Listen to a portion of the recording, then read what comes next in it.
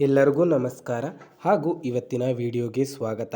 ಇವತ್ತಿನ ವಿಡಿಯೋದಲ್ಲಿ ನಾನು ದ್ವಾದಶ ಜ್ಯೋತಿರ್ಲಿಂಗಗಳಲ್ಲಿ ಒಂದಾದ ಶ್ರೀ ಮಲ್ಲಿಕಾರ್ಜುನ ಸ್ವಾಮಿಯ ಬಗ್ಗೆ, ಶ್ರೀಶೈಲ ಶಿಖರದ ಬಗ್ಗೆ ತಿಳ್ಕೊಳ್ಳೋಕೆ ಹೋಗ್ತಾ ಇದ್ದೀವಿ. ಬನ್ನಿ, ಹಾಗಿದ್ರೆ ಶ್ರೀ ಮಲ್ಲಿಕಾರ್ಜುನ ಸ್ವಾಮಿ ಮತ್ತು ಶ್ರೀಶೈಲದ ಪರ್ವತದ ಮಹಾತ್ಮೆಯನ್ನು ನಾವು ಇಂದು ತಿಳ್ಕೊಳ್ಳೋಣ. ಶ್ರೀ ಮಲ್ಲಿಕಾರ್ಜುನ ಲಿಂಗವನ್ನು ಪರಿಚಯಿಸಬೇಕಾದರೆ ಅದನ್ನು ವಾಸಿಸಿರುವ ಶ್ರೀಶೈಲ ಕ್ಷೇತ್ರವನ್ನು ಪರಿಚಯಿಸುವುದು ಸೂಕ್ತವೆಂಬ ಕಾರಣದಿಂದ ಶ್ರೀಶೈಲ ವಿಸ್ತೃತ ವರ್ಣನೆಯನ್ನು ಮಾಡಲಾಗಿದೆ. ಸ್ಥಳದ ಮಹಿಮೆಯು ದೇವರ ಮಹಿಮೆಗೆ ಪೋಷಕವಾಗಿರುವುದು. ಆ ಶ್ರೀಶೈಲದ ವರ್ಣನೆ ನಿಸರ್ಗರಮ್ಯ. ಶ್ರೀಶೈಲ ಪರ್ವತವು ಭಾರತದ ಪರ್ವತಗಳಲ್ಲಿಯೇ ಶ್ರೇಷ್ಠವೆನಿಸಿದೆ. ಪೂರ್ವಕಾಲದಲ್ಲಿ ಇಲ್ಲಿ ಮುನಿಗಳು, ಸಾಧು ಸಂತರು, ಸಿದ್ಧರು, ಪುರುಷರು ಎಲೆಮಾನಗಳು ಕಟ್ಟಿಕೊಂಡು ತಪಸ್ಸಿನಲ್ಲಿ ತೊಡಗಿದ್ದರೆಂದು ಪದ್ಮ ಪುರಾಣದಿಂದ ತಿಳಿದು ಬರುತ್ತದೆ. ಇಲ್ಲಿ ಎಲ್ಲ ತರಹದ ಹೂಬಳ್ಳಿಗಳು, ತರತರಹದ ಮರಗಳು, ಬಗೆ ಬಗೆಯ ಹಣ್ಣು ಹಂಪಲುಗಳು ದೊರೆಯುತ್ತಿತ್ತು. ಬಹು ರಮ್ಯವಾಗಿ ಕಂಗೊಳಿಸುತ್ತಿತ್ತೆಂದು ತಿಳಿದು ಬರುವುದು. ಮರಗಳ ಮೇಲೆ ಕುಳಿತು ಕೂಗುವ ಕೋಗಿಲೆಗಳಿಂದಲೂ, ಮೋಡಗಳ ಹಿಂಡು ಕಂಡು ಹರುಷದಿಂದ ಗರಿಗೆದರಿ ನರ್ತಿಸುವ ನವಿಲುಗಳಿಂದಲೂ, ನಿಬಿಡದ ಮರಗಳ ರೆಂಬೆಯಲ್ಲಿ ಕುಳಿತು ಕಲವರಗೈಯುವ ಹಕ್ಕಿ ಪಕ್ಷಿಗಳ ಇಂಚರ ಸ್ವರದಿಂದಲೂ, ಅರಣ್ಯ ಆಶ್ರಮಗಳಲ್ಲಿ ವೇದ ಮಂತ್ರಗಳನ್ನು ಪಠಿಸುತ್ತಿರುವ ಮುನಿಪೋತ್ತಮರು ಹಾಗೂ ಅವರ ವಟುಗಳ ಸ್ವರ ಮಾಧುರ್ಯದಿಂದಲೂ ಪೂರ್ವಕಾಲದಲ್ಲಿ ಶ್ರೀಶೈಲ ಶೋಭಿಸುತ್ತಿತ್ತೆಂದು ತಿಳಿದು ಬರುವುದು. ಸಿರಿವೃಕ್ಷ, ಕಪಿತ, ಪಾರಿಜಾತ, ಔದುಂಬರ, ಮಲ್ಲಿಗೆ, ಮಂದಾರ, ಮಾಲತಿ, ಮಾಧವಿ, ಮಾಮರ ಮೊದಲಾದ ಮರಲತೆಗಳ ಸುಗಂಧ ಪುಷ್ಪ ಪರಿಮಳವನ್ನು ಮಂದವಾಗಿ ಬೀಸುವ ತಂಗಾಳಿಯು ಶ್ರೀಶೈಲದ ತುಂಬೆಲ್ಲ ಹಂಚುತ್ತಿತ್ತೆಂದು ಐಹಿಕ್ಯ. ಅರಣ್ಯವನದಲ್ಲಿ ವೇದಧ್ಯಾನೆಯಲ್ಲಿ ನಿರತರಾದ ಋಷಿಗಳು, ಶಿವಧ್ಯಾನದಲ್ಲಿ ಆಸಕ್ತರಾದ ಭಕ್ತರು, ನಿಹಾರಿಯಾಗಿ ನಿಂತು ತಪಸ್ಸು ಮಾಡುವ ಕರ್ಮಯೋಗಿಗಳು ಅಲ್ಲಲ್ಲಿ ಸಿಗುತ್ತಿದ್ದರೆಂದು ಕಂಡುಬರುವುದು. ಇವೆಲ್ಲ ವರ್ಣನಾನೀತಿ. ಪರಿಸರವು ಈಗ ಅಷ್ಟೊಂದು ಗುಡುಚಾಗಿ ಕಂಡುಬರುವುದಿಲ್ಲದಿದ್ದರೂ ಇಂದಿನ ಪಳಿಯುಳಿಕೆಯ ಕುರುಹು ಸೃಷ್ಟಿ ಸೌಂದರ್ಯ, ಆಸಕ್ತರ ಭಾವನೆಯನ್ನು ಕುದುರಿಸುವ ಪಾವನ ಪರಿಸರ, ದೈವಿ ಶಕ್ತಿಯ ಕುರುಹು ಇವೆಲ್ಲ ಈಗಲೂ ಅಲ್ಪಮಟ್ಟಿಗಾದರೂ ಶ್ರೀಶೈಲದಲ್ಲಿ ಸಿಗುವುದೆಂಬುದಕ್ಕೆ ಎರಡಿಲ್ಲ. ಶ್ರೀಶೈಲ ಬನದಲ್ಲಿ ಹರಿಯುವ ತೊರೆಗಳು, ಝರಿಗಳು ಅಸಂಖ್ಯ. ಅಲ್ಲಲ್ಲಿ ಮಡುಗಟ್ಟಿ ನಿಂತ ಹೊಕ್ಕರಣಗಳು ಉಂಟು. ಇದು ಸಂಪೂರ್ಣ ಶ್ರೀಶೈಲ ವರ್ಣನೆ. ನಂತರ ದೇವಾಲಯದ ಶಿಖರದ ವಿವರಗಳನ್ನು ತಿಳಿಸುತ್ತೇನೆ. ಪೂರ್ವ ಗೋಪುರವನ್ನು ವಿಜಯನಗರದ ಅರಸರಾದ ಶ್ರೀಕೃಷ್ಣ ದೇವರಾಯನು 15ನೇ ಶತಮಾನದಲ್ಲಿ ಕಟ್ಟಿಸಿದನಂತೆ. ಅದಕ್ಕೆ ಇದನ್ನು ಶ್ರೀಕೃಷ್ಣ ದೇವರಾಯ ಗೋಪುರವೆಂದು ಕರೆಯುವರು. ಉತ್ತರ ದಿಕ್ಕಿನ ಗೋಪುರವನ್ನು ಛತ್ರಪತಿ ಶಿವಾಜಿ ಮಹಾರಾಜನು ಕಟ್ಟಿಸಿದ ಪ್ರಯುಕ್ತ ಇದನ್ನು ಶಿವಾಜಿ ಗೋಪುರವೆಂದು ಅನ್ನುವರು. ದಕ್ಷಿಣ ದಿಕ್ಕಿನ ಗೋಪುರವು ವಿಜಯನಗರ ಹರಿಹರ ಚಕ್ರವರ್ತಿಯು ಕ್ರಿಸ್ತಶಕ 1405ರಲ್ಲಿ ಕಟ್ಟಿಸಿದನಂತೆ. ಅದಕ್ಕೆ ಇದನ್ನು ಹರಿಹರ ಗೋಪುರವೆಂದು ಸಂಬೋಧಿಸುವರು. ಪಶ್ಚಿಮ ದಿಕ್ಕಿನ ಗೋಪುರವು 1966ರಲ್ಲಿ ಶ್ರೀಶೈಲ ದೇವಸ್ಥಾನದವರೇ ಕಟ್ಟಿಸಿದೆ. ಅದನ್ನು ಬ್ರಹ್ಮಾನಂದ ಗೋಪುರವೆಂದು ಕರೆಯುವರು. ಇದಿಷ್ಟು ದೇವಾಲಯದ ಗೋಪುರಗಳ ವಿವರ. ಭೌಗೋಳಿಕ ಹಿನ್ನೆಲೆಯನ್ನು ತಿಳಿದುಕೊಳ್ಳೋಣ ಬನ್ನಿ. ಶ್ರೀಶೈಲವು ಆಂಧ್ರ ಪ್ರದೇಶದ ಕರ್ನೂಲು ಜಿಲ್ಲೆಯ ನಂದಿಕೊಟ್ಟನೂರು ತಾಲೂಕಿನಲ್ಲಿದೆ. ಕರ್ನೂಲಿನಿಂದ ಸುಮಾರು 200 ಕಿಲೋಮೀಟರ್ ದೂರದಲ್ಲಿದೆ. ಕರಿಯ ಬೆಟ್ಟದ ಮೇಲಿದೆ. ಇದರ ಸುತ್ತಲೂ ಸುಮಾರು 50 ಕಿಲೋಮೀಟರ್ ಅಂತರದಲ್ಲಿ ಊರುಗಳೇ ಇಲ್ಲ. ಲಂಬಾಣಿ ತಾಂಡೆಗಳು ಮಾತ್ರ ಅಲ್ಲಲ್ಲಿ ಕಾಣುವವು. ಶ್ರೀಶೈಲದ ಭೂಭಾಗದ ಅಳತೆಯು ಸುಮಾರು 50 ಕಿಲೋಮೀಟರ್ ಎಂದು ಹೇಳುವರು. ಇದಕ್ಕೆ 4 ದಿಕ್ಕುಗಳಿವೆ. 4 ಮಹಾದ್ವಾರಗಳಿರುವವು. ಪೂರ್ವದಲ್ಲಿ ತ್ರಿಪುರಾಂತಕವೆಂಬ ಕರ್ನೂಲು ಜಿಲ್ಲೆಯ ಮಾರ್ಕಾಪುರ ತಾಲೂಕಿನಲ್ಲಿ ಉತ್ತರ ಹಾಗೂ ಪಶ್ಚಿಮ ದ್ವಾರಗಳು, ತೆಲಂಗಾಣದಲ್ಲಿ ದಕ್ಷಿಣ ದ್ವಾರ ಕರ್ನೂಲು ಪಟ್ಟಣದಲ್ಲಿ. ಶ್ರೀಶೈಲ ಪರ್ವತವು ಸಮುದ್ರ ಪಾತಾಳದಿಂದ 1400 ಅಡಿ ಎತ್ತರದಲ್ಲಿದೆ. ಇಲ್ಲಿಯ ಬೆಟ್ಟಗಳು, ಮೇಲೆ ದರಿಗೊಳ್ಳಗಳು ಪರಿಸರದಲ್ಲಿ ಅತ್ಯದ್ಭುತ ಶಕ್ತಿಯನ್ನು, ಮನೋನಿಗ್ರಹವನ್ನುಂಟು ಮಾಡುವ ಔಷಧಾಯುಕ್ತ ಗಿಡಗಳು, ಕಂದ ಮೂಲಗಳು, ಕಲ್ಲು, ಹೂಗಳು ಈಗಲೂ ಲಭ್ಯವೆಂದು ತಿಳಿದು ಬರುವವು. ಅದೆಲ್ಲ ಶಿಲಾಜಿತ, ಸ್ಫಟಿಕ ಲೋಹ, ಅಭ್ರಕ ಮೊದಲಾದ ಧಾತುಗಳು ಸಿಗುವುದೆಂದು ಪ್ರತೀತಿ. ಈ ಎಲ್ಲ ಧಾತು ಸಮುಚ್ಚಯಗಳ ಮೇಲೆ ಹಾಯ್ದು ಬರುವ ತಂಗಾಳಿಯು ಆಹ್ಲಾದವನ್ನುಂಟು ಮಾಡುವುದು. ಇಲ್ಲಿ ಸಂಜೀವಿನಿ ಔಷಧವು ಸಿಗುವುದೆಂದು ಪ್ರತೀತಿ. ಶ್ರೀಶೈಲ ಪರ್ವತಕ್ಕೆ ಗಿರಿಯೆಂದು, ಶ್ರೀನಗರವೆಂದು, ಶ್ರೀಪರ್ವತವೆಂದು, ಕ್ರೌಂಚಗಿರಿಯೆಂತಲೂ ಕರೆದಿರುವರು.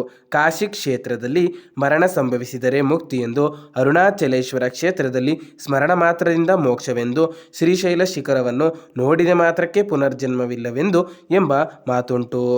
ಪ್ರತಿಯೊಂದು ಕ್ಷೇತ್ರಕ್ಕೂ ಪೌರಾಣಿಕ ನೆಲೆಗಟ್ಟು ಪ್ರಾಧಾನ್ಯ. ಮಾನವ ಜೀವನಕ್ಕೆ ಸಂಬಂಧವಿದ್ದದ್ದು ಸ್ಥಳ ಪುರಾಣ. ಸನಾತನ ಧರ್ಮಾನುಯಾಯಿಗಳು ತಮ್ಮ ನಿತ್ಯ ಪೂಜಾ ವಿಧಿವಿಧಾನದಲ್ಲಿ, ಷೋಡಶ ಕರ್ಮಾನುಷ್ಠಾನದಲ್ಲಿ, ತರ್ಪಣಾದಿ ಕಾರ್ಯದಲ್ಲಿ ಹೀಗೆ ಅನೇಕ ಸಂದರ್ಭದಲ್ಲಿ ಸಂಕಲ್ಪವನ್ನು ಮಾಡುವ ಕಾಲಕ್ಕೆ ಶ್ರೀಶೈಲವನ್ನು ಸ್ಮರಣ ಮಾಡಿ ಸಂಕಲ್ಪವನ್ನು ಮಾಡುವವರು ತಾವು ಯಾವ ದಿಕ್ಕಿನಲ್ಲಿ ಇರುವೆನೆಂದು ಹೇಳಿಕೊಳ್ಳಬೇಕಾಗುವುದು. ಹೀಗಾಗಿ ಶ್ರೀಶೈಲಕ್ಕೆ ವಿಶೇಷ ಮಹತ್ವ. ಶ್ರೀಶೈಲ ಕ್ಷೇತ್ರದಲ್ಲಿ ಈಶ್ವರನ ಲಿಂಗವಿದೆ. ಇದು ಸ್ವಯಂಭೂ ಲಿಂಗ. ಶ್ರೀ ಕ್ಷೇತ್ರದಡಿಯಲ್ಲಿ ಸಾವಿರಾರು ಲಿಂಗಗಳು ಉದ್ಭವಿಸಿವೆ ಎಂದು ಸ್ಕಂದ ಪುರಾಣದಲ್ಲಿ ಉಲ್ಲೇಖಿಸಲಾಗಿದೆ. ಶ್ರೀಶೈಲವನ್ನು ಕುರಿತು ಅದೆಷ್ಟೋ ಪೌರಾಣಿಕ ಹಿನ್ನೆಲೆಗಳುಂಟು. ಅವುಗಳಲ್ಲಿ ಕೆಲವನ್ನು ಇಲ್ಲಿ ವರ್ಣಿಸಲಾಗಿದೆ.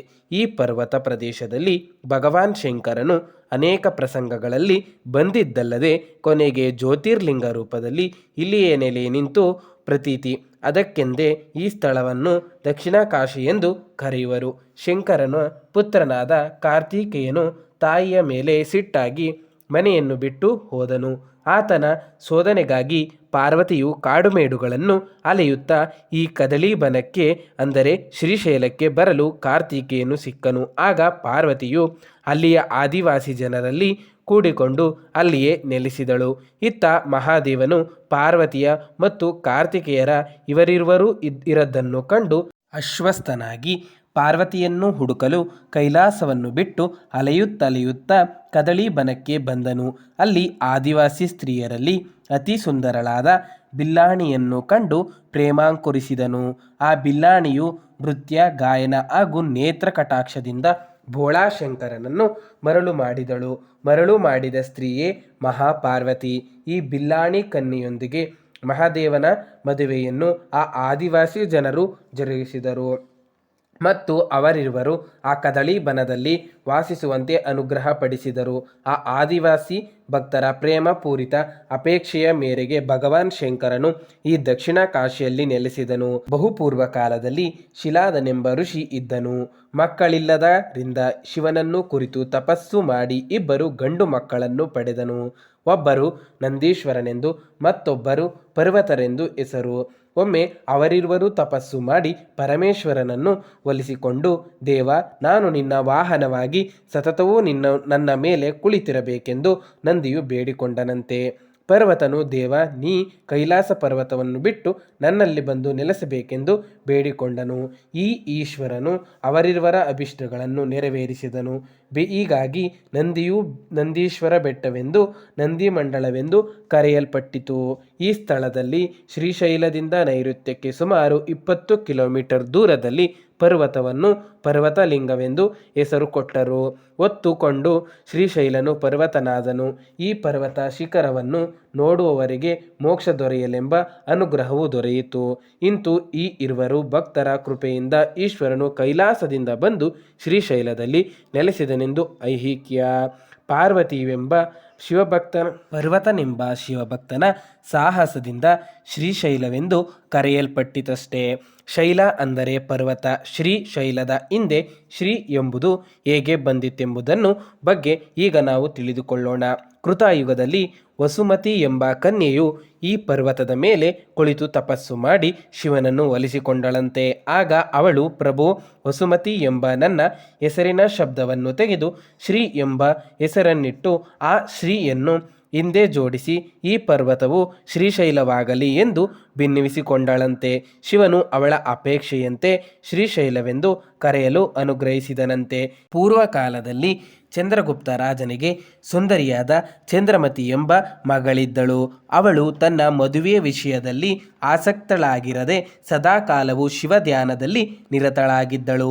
ಮಲ್ಲಿಕಾ ಕುಸುಮ ಮಾಲೆಯನ್ನು ಮಾಡಿ ತೊಡಿಸಿ ಪರ್ವತಲಿಂಗವನ್ನು ಪೂಜಿಸುತ್ತಿದ್ದಳು. ಅವಳ ಭಕ್ತಿಗೆ ಮೆಚ್ಚಿ ಈಶ್ವರನು ಪ್ರತ್ಯಕ್ಷನಾಗಿ, ನಿನ್ನ ಬಯಕೆ ಏನೆಂದು ಕೇಳಲು, ದೇವ, ನೀನು ಶಿರದಲ್ಲಿ ಚಂದ್ರನನ್ನು ಜಟೆಯಲ್ಲಿ ಗಂಗೆಯನ್ನು ಧರಿಸಿದಂತೆಯೇ ಈ ನನ್ನ ಮಲ್ಲಿಕಾ ಕುಸುಮಗಳ ಮಾಲೆಯನ್ನು ನಿನ್ನ ಕೊರಳಿನಲ್ಲಿ ಅನವರತವೂ ಧರಿಸೆಂಬ ನನ್ನ ಬೇಡಿಕೆಯನ್ನು ಪೂರೈಸಿ ಅನುಗ್ರಹಿಸು ಎಂದು ಬೇಡಿಕೊಂಡಳು. ಅವಳು ಅಪೇಕ್ಷೆಯಂತೆ ಶಿವನು ಇಲ್ಲಿ ಮಲ್ಲಿಕಾರ್ಜುನನಾಗಿ ನಿಂತನು. ನಂತರ ಶಿವನು ಭ್ರಮರ ಕಿಟ್ಟ ನ್ಯಾಯದಿಂದ ಭಕ್ತರನ್ನು ನೀನು ನೋಡುತ್ತಾ ಇಲ್ಲಿ ಪ್ರಸಿದ್ಧಳಾಗಿ ನನ್ನನ್ನು ಮದುವೆಯಾಗು ಎಂದು ಅವಳಿಗೆ ಅಭಯವಿತ್ತನು. ಈ ಸಂಗತಿಯು ಸ್ಕಂದ ಪುರಾಣದಿಂದ ತಿಳಿದು ಬರುತ್ತದೆ. ದ್ವಾಪರ ಯುಗದಲ್ಲಿ ಪಾಂಡವರು ವನವಾಸ ಸಮಯದಲ್ಲಿ ಈ ಶ್ರೀಶೈಲ ಪರ್ವತಕ್ಕೆ ಬಂದಾಗ ಮಹಾಶಿವಭಕ್ತನಾದ ಅರ್ಜುನನು ಪರ್ವತಲಿಂಗವನ್ನು ಮಲ್ಲಿಗೆಯ ಹೂಗಳಿಂದ ಅನನ್ಯ ಭಕ್ತಿಯಿಂದ ಪೂಜಿಸಿದ ನಿಮಿತ್ತ ಈ ಈಶ್ವರನ ಲಿಂಗಕ್ಕೆ ಅರ್ಜುನ ಹೆಸರನ್ನು ಜೋಡಿಸಿ ಮಲ್ಲಿಕಾರ್ಜುನ ಲಿಂಗವೆಂದು ಕರೆಯಲ್ಪಟ್ಟಿತೆಂದು ಐಹಿತ್ಯ. ಅರ್ಜುನವೆಂಬ ಪದಕ್ಕೆ ಬಿಳುಪು ಎಂದು ಅರ್ಥ. ಬಿಳಿಯ ಮಲ್ಲಿಗೆಯ ಮಾಲೆಯಿಂದ ಅಲಂಕೃತನಾಗಿದ್ದ ಈ ಲಿಂಗವನ್ನು ಮಲ್ಲಿಕಾರ್ಜುನ ಲಿಂಗವೆಂದು ಕರೆದರು. ಆದಿಶಂಕರಾಚಾರ್ಯರು ಈ ಕ್ಷೇತ್ರದಲ್ಲಿದ್ದಾಗ ಘಟನೆಯೊಂದು ಜರುಗಿತ್ತಂತೆ. ಶ್ರೀಶೈಲ ಪ್ರಾಂತ್ಯದಲ್ಲಿ ಕಾಪಾಲಿಕರೆಂಬ ಒಂದು ವಿಧವಾದ ಶಿವಭಕ್ತರಿದ್ದರು. ಅವರು ಕಾಪಾಲಿ ವೃತ್ತದಿಂದ ಶಿವನನ್ನು ಆರಾಧಿಸುತ್ತಿದ್ದರು. ನರಬಲಿಯೇ ಅವರ ಪ್ರಧಾನ ಪೂಜೆ. ಹೀಗಾಗಿ ಅವರು ಓರ್ವ ತೇಜಸ್ವಿ ಯುವಕನನ್ನು ತಂದು ಶಿವನಿಗೆ ಬಲಿ ಕೊಡುವ ಪರಿಪಾಠವನ್ನಿಟ್ಟುಕೊಂಡಿದ್ದರು. ಒಮ್ಮೆ ಆ ಮಹಾ ತಪಸ್ವಿಯಾದ ಆದಿಶಂಕರಾಚಾರ್ಯರನ್ನು ಕಂಡು ಒಳ್ಳೆ ಸಂತೋಷವಾಯಿತು. ಧ್ಯಾನಾಸಕ್ತರಾಗಿ ಕುಳಿತ ಶಂಕರಾಚಾರ್ಯರಲ್ಲಿ ಬಂದು ನಿಂತರು. ಸಮಾಧಿಯಿಂದ ಎಚ್ಚೆತ್ತ ನಂತರ, ಮಾನ್ಯರೇ, ನಿಮ್ಮಂತಹ ತೇಜಸ್ವಿ ಪುರುಷನನ್ನಾಗಲಿ ಮಹಾತಪಸ್ವಿಯನ್ನಾಗಲಿ ಭೂಪತಿಯನ್ನಾಗಲಿ ನಾವು ಆರಾಧಿಸುವ ಶಿವನಿಗೆ ಬಲಿಯನ್ನಿತ್ತು ನಮ್ಮಿಷ್ಟಗಳನ್ನು ನೆರವೇರಿಸಿಕೊಳ್ಳುವೆವು. ತಾವು ಬಂದು ಬಲಿಗೆ ಸಿದ್ಧರಾಗಿ ನಮ್ಮ ಅಭಿಷ್ಟವನ್ನು ನೆರವೇರಿಸಿಕೊಡಬೇಕಾಗಿ ತಮ್ಮಲ್ಲಿ ಬೇಡಿಕೊಳ್ಳುವೆವು ಎಂದು ಕಾಪಾಲಿಕರು ನುಡಿದರು. ಆಗ ಶಂಕರಾಚಾರ್ಯರು ಕಿರುನಗೆ ಬೀರುತ್ತಾ, ಕಾಪಾಲಿಕರೇ, ನನ್ನದೇನೂ ಅಭ್ಯಂತರವಿಲ್ಲ, ಪ್ರತಿರೋಧನೆಯೂ ಇಲ್ಲ. ಆದರೆ ನನ್ನ ಶಿಷ್ಯರಿಂದ ನಿಮಗಾಗಿ ಬಾಧೆಯನ್ನುಂಟಾಗದಂತೆ ನೀವು ಆತ್ಮರಕ್ಷಣೆ ಮಾಡಿಕೊಳ್ಳಬೇಕಾಗುವುದು ಎಂದು ಹೇಳಿದರು. ಅವರ ಅನುಮತಿಯಿಂದ ಆಚಾರ್ಯರ ಶಿರವನ್ನು ಛೇದಿಸಲು ದ್ಯುಕ್ತರಾಗಲು ಅನುಮತಿ. ದೂರದಲ್ಲಿ ಶಿಷ್ಯ ಪದ್ಮನಾಭರು ಸ್ಥಿತಿಯನ್ನರಿತು ಶ್ರೀ ಗುರುವಿನ ರಕ್ಷಣೆಗಾಗಿ ಶ್ರೀ ಲಕ್ಷ್ಮೀ ನೃಸಿಂಹಸ್ವಾಮಿಯನ್ನು ಪ್ರಾರ್ಥಿಸಿದರು. ಶ್ರೀ ಲಕ್ಷ್ಮೀ ನೃಸಿಂಹಸ್ವಾಮಿಯು ಪ್ರತ್ಯಕ್ಷನಾಗಿ ಆ ಕಾಪಾಲಿಕನನ್ನೇ ಸಂಹಾರ ಮಾಡಿ ಶ್ರೀ ಆದಿಶಂಕರಾಚಾರ್ಯರನ್ನು ರಕ್ಷಿಸಿದನಂತೆ. ಶ್ರೀ ಲಕ್ಷ್ಮೀ ನೃಸಿಂಹಸ್ವಾಮಿಯನ್ನು ಕಂಡು ಶಂಕರಾಚಾರ್ಯರು ಹರ್ಷಿತರಾಗಿ ಶ್ರೀ ಲಕ್ಷ್ಮೀ ನೃಸಿಂಹ ಮಮದೇಹಿ ಕರಾವಲಂಬಂ ಎಂಬ ಅಷ್ಟಕವನ್ನು ಸ್ತುತಿಸಿದರಂತೆ. ಕಲಿಯುಗದಲ್ಲಿ ಹಿರಣ್ಯಕಶ್ಯಪನು ಶ್ರೀಶೈಲಕ್ಕೆ ಬಂದು ಮಲ್ಲಿಕಾರ್ಜುನ ಲಿಂಗವನ್ನು ಪೂಜಿಸಿದನಂತೆ. ತ್ರೇತಾಯುಗದಲ್ಲಿ ಶ್ರೀರಾಮನು ತನ್ನ ವನವಾಸ ಸಮಯದಲ್ಲಿ ಶ್ರೀಶೈಲಕ್ಕೆ ಬಂದು ಮಹಾಲಿಂಗವನ್ನು ಪೂಜಿಸಿದನಂತೆ. ದ್ವಾಪರ ಯುಗದಲ್ಲಿ ಪಾಂಡವರು ಬಂದು ಮಲ್ಲಿಕಾರ್ಜುನ ದರ್ಶನವನ್ನು ಪಡೆದು ಧನ್ಯರಾದರಂತೆ. ಕಲಿಯುಗದಲ್ಲಿ ಆದಿಶಂಕರಾಚಾರ್ಯರು, ನಾಗಾರ್ಜುನ ಮುಂತಾದವರು ಬಂದು ಮಲ್ಲಿಕಾರ್ಜುನನ್ನು ಸ್ತುತಿಸಿ ತಪಸ್ಸಿದ್ಧಿಯನ್ನು ಪಡೆದು ಸ್ವಾಮಿಯ ಅನುಗ್ರಹಕ್ಕೆ ಪಾತ್ರರಾದರಂತೆ. ಬಸವೇಶ್ವರರ, ಜ್ಞಾನೇಶ್ವರರು ತಂದ ವಿಠ್ಠಲ ಪಂಥ ಮೊದಲಾದವರು ಅಲ್ಲಿಗೆ ಬಂದು ಹೋದ ಬಗ್ಗೆ ಉಲ್ಲೇಖ ಲಭ್ಯವಿದೆ. ಪದ್ಮಪುರಾಣದ ಉತ್ತರಾಖಂಡದ 11ನೇ ಅಧ್ಯಾಯದಲ್ಲಿ, ಶಿವಪುರಾಣದ ರುದ್ರಸಹಿತನು ಅನೇಕ ಅಧ್ಯಾಯದಲ್ಲಿಯೂ, ಸೂತ ಸಹಿತ ಜ್ಞಾನಯೋಗ ಅಖಂಡ 11ನೇ ಅಧ್ಯಾಯದಲ್ಲಿಯೂ ಶ್ರೀಶೈಲ ಕ್ಷೇತ್ರದ ಪ್ರವಾಸನೆಯು ಕಂಡುಬರುತ್ತದೆ. ಸ್ಕಂದ ಪುರಾಣದಲ್ಲಿ 64ನೇ ಅಧ್ಯಾಯಗಳಿರುವ ಶ್ರೀಶೈಲ ಖಂಡದಲ್ಲಿ ಶ್ರೀಶೈಲ ಕ್ಷೇತ್ರಕ್ಕೆ ಸಂಬಂಧಿಸಿದ ಅನೇಕ ವಿಷಯಗಳು ವಿಶದೀಕರಿಸಲ್ಪಟ್ಟಿರುವವು. ಮಹಾಭಾರತದ ವನಪರ್ವದಲ್ಲಿಯೂ, ಹರಿವಂಶದಲ್ಲಿ ಶೇಷಧರ್ಮದ 40ನೇ ಅಧ್ಯಾಯದಲ್ಲಿ, ಭಾಗವತ ದಶಮಸ್ಕಂದದ 80ನೇ ಅಧ್ಯಾಯದಲ್ಲಿಯೂ, ಆದಿತ್ಯ ಪುರಾಣದಲ್ಲಿಯೂ ಶ್ರೀಶೈಲ ಕ್ಷೇತ್ರದ ಪ್ರಸ್ತಾಪವು ಕಂಡುಬರುವುದು. ಭವಭೂತಿಯ ಮಾಲತಿ ಮಾಧವ ಎಂಬ ನಾಟಕದಲ್ಲಿಯೂ, ಬಾಣಭಟ್ಟಣ ಕಾದಂಬರಿಯಲ್ಲಿಯೂ ಮತ್ತು ಶ್ರೀರತ್ನನ ರತ್ನಾವಳಿ ನಾಟಕದಲ್ಲಿಯೂ ಶ್ರೀಶೈಲ ಕ್ಷೇತ್ರ ಕುರಿತು ಮಾಹಿತಿಗಳು ದೊರೆಯುವುದು. ಇದಿಷ್ಟು ಬಂದು ಶ್ರೀಶೈಲ ಮಲ್ಲಿಕಾರ್ಜುನ ಸ್ವಾಮಿಯವರ ಕಥಾವಾಗಿದೆ. ಶ್ರೀಶೈಲ ಶ್ರೀ ಮಲ್ಲಿಕಾರ್ಜುನ ಸ್ವಾಮಿಯವರ ಚರಿತ್ರೆಯನ್ನು ಕೇಳಿ ನಿಮಗನಿಸಿದ್ದನ್ನು ಕಮೆಂಟ್ ಮಾಡಿ. ಮತ್ತು ನನ್ನ ಯೂಟ್ಯೂಬ್ ಚಾನಲನ್ನು ಸಬ್ಸ್ಕ್ರೈಬ್ ಮಾಡಿ, ಲೈಕ್ ಮಾಡಿ.